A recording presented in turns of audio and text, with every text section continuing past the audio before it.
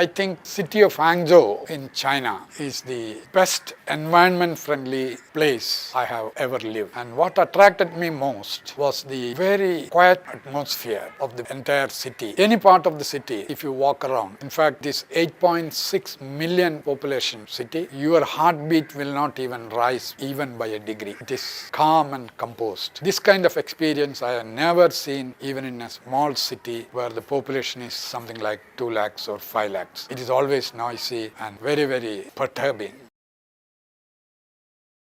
I would say in Kenya, there is a place called Masai Mara, and this is actually the one end of the world famous animal migration route starting from Serengeti in the Tanzania to Masai Mara in the Kenya. Here there is a 6 months long animal migration, and in Masai Mara, if you go, you will find there is actually habitat in which different kind of animals, human beings, all live in extremely good harmony. They do eat leopards and lions, eat lesser animals, but only when they are hungry. Rest of the time, you find they all live together, move together, graze together, and this is a wonderful thing. And they also, many people actually move around, mostly in vehicles, but no wild animal has ever attacked any one of these people or the vehicles. This is actually, the birds are there, kind of insects are there, water is there, short bushes are there, and all kinds of living things manage together peacefully. I think this is a good lesson that in spite of differences, we can all live together.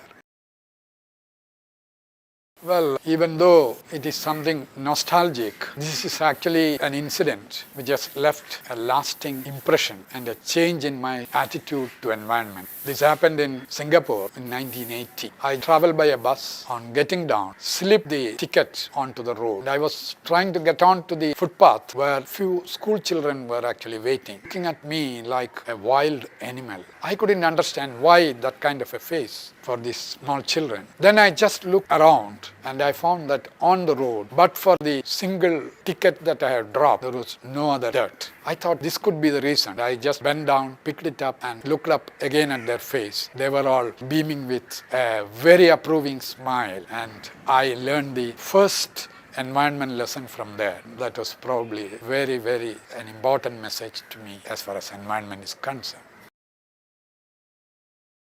Most important environmental issue that the world is facing right now is the impending water shortage. This is going to affect our agriculture and also food security due to that. And of the many countries which are actually overdrawing their water renewable capacity, India is one which is almost at the second level of seriousness, acute scarcity almost at the doorstep.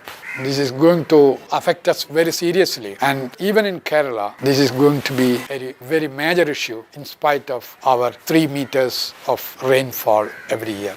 The solution is probably to utilize water resources more wisely, not only for our own personal use, but for agriculture and other things by using micro irrigation and other techniques. At the same time, also not polluting water bodies to the best of our abilities.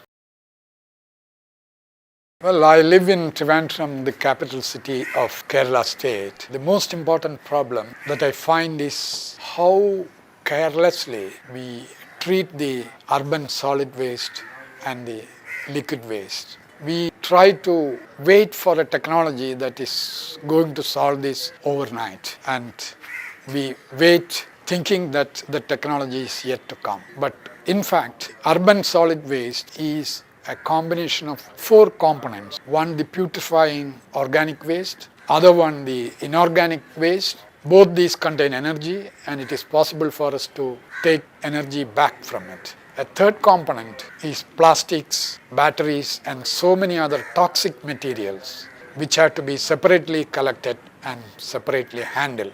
And the fourth one is the mounting e-waste like abandoned mobiles, unused computers, and so many other electronic devices, which again has to be handled in a very separate manner. I would say way back in late 70s and early 80s, pollution of river Chaliar, Calicut, where industrial effluents were actually trying to kill the fish population and the villagers being affected in multiple ways. This was actually one of the most painful things, continued for several years. Yet another incident which actually touched my heart, which I saw in some villages in Sudan, where I found on donkey back, one or two girls will actually come with two earthenware pots, one each in their hands. They get down to a stream, collect water and go back. I was looking at the water, which was almost like our Kerala mixed tea. And I was asking my friends what these people are going to do with this water. They said it is for the drinking. How? The answer was that they have two pots. Today's pot will be kept in one corner of the house. After settling, next day they are going to use this. And today they are going to use what they kept yesterday. This is a very pitiful situation of drinking water in a country which is of course well known for the desert there and the water scarcity, but the level of drinking water scarcity to this degree was something which moved my heart very, very much. Well, I think we should take from the nature only what we need. And when having taken something, we should look back and see whether what is left there remain sustainable forever. And we should also see whether what is left is in what state. And if it is not in a sustainable state, we should try to restore it before we have actually stopped our exploitation.